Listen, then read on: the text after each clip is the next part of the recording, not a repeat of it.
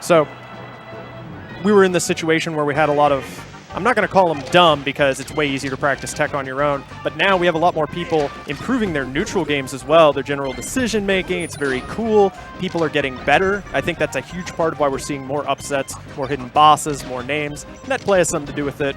Well, let's jump into this match. Yeah, I definitely agree with you. And mattmog and MYKD representing right now.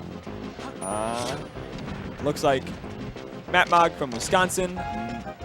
MYKO, sorry, Myko. I believe Myko, yeah, from Minnesota. Minnesota has sent a hell of a delegation here, including some team kills on Absent Page and Minnesota Sheik player. Eventually, Absent Page got the run back, but they are a much stronger scene than a lot of people were giving them credit for. Yeah, and that's exactly what I mean about hidden bosses, people on the come up. It's a beautiful thing, and there has always been this kind of issue looking at Melee where you can sort of just trust your projected bracket. But now it's getting harder and harder to do that. You're getting a lot more of that mid-high level competition coming in and rattling the top echelons. So I'm super psyched. You mean we shouldn't float through round 1 pools? I understand why people want to float through round 1 pools, but the first time I ever got floated through round 1 pools, I lost my very first game. No. Actually, no, that happened twice. Yeah, that was sick from mattmog as we discussed the larger logistics of tournament structuring. I like that little shine right there. Right. Pretty non-committal, wave dashing back, and then doing the drift away bear.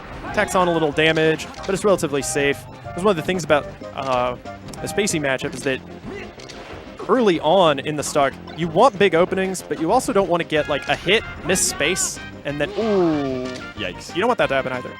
You don't want to get a hit, miss space, miss your shine, then get blown up and eat 60% of your own. And okay, we've got the platform tracking going.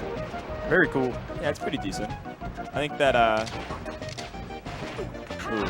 I love drill versus Falco. It's like kind of the classic. There are a lot of tools that you have to kind of come up with to avoid lasers, but mattmog hasn't really had the laser because he's had so many good defensive tools. He could just kind of turn everything that Myko throws at him into his own combo. Yeah, we got a little bit of style right there. Yeah. Nice finish. A little flex. So something I noticed coming out from Myko was at the beginning of the game, he had freedom to move. He was actually having his opportunity to move, and he was using it to full hop down on top of mattmog. Right. Which is one of the things that Falco can have trouble dealing with against Fox because he wants to short hop. If you short hop at the same time that Fox full hops, he's going to land on you. He's generally going to make your life a nightmare, get the knockdown, ruin your mobility. Right. But then we saw mattmog playing a little more grounded, being a little more choosy with his lasers, and on the very final stock, we saw him blowing up like full hop nairs with up tilt. And he's even blowing up short hop approaches with up tilt. And his combo game is scary. Yeah. He's just so good at waiting, too. Yeah, I really like that choice where he's under the platform. Yeah. He owns 3/4 of the level. He doesn't feel the need to greed on the other 4th, you know? Because that's where turnarounds happen, especially if you're a bird that can't fly. Yeah. Shoutouts to flightless birds. Shoutouts to the dead flightless bird, the dodo. Not really represented in the Melee series, but, maybe Smash 5. Maybe one day. Dodo joins the battle. Oh, okay. Very cute. Not going for the nair, less powerful KO move. Short hop, shine turn, back air to actually seal the KO. And right now, once again, we got mattmog finding himself in center stage, choosing to burn a little space without actually giving up the whole level or trade away his positioning. And there's that up tilt again. Even how he got out of the corner, I really liked. A lot of Falcos would have noticed that they had snuck past the box and then immediately done a counterattack. mattmog was happy to be in the center. He was happy to reset and kind of play the game that he'd been having success with before. So I love people that don't greed by the ledge. And you see right there again, approach, get a shine, wave dash away, short hop away. Look for that poke, but then try not to invade too hard, because as long as you get the pop-up, maybe get the knockdown, then you're going to actually be able to take control of the stage and punish with positioning.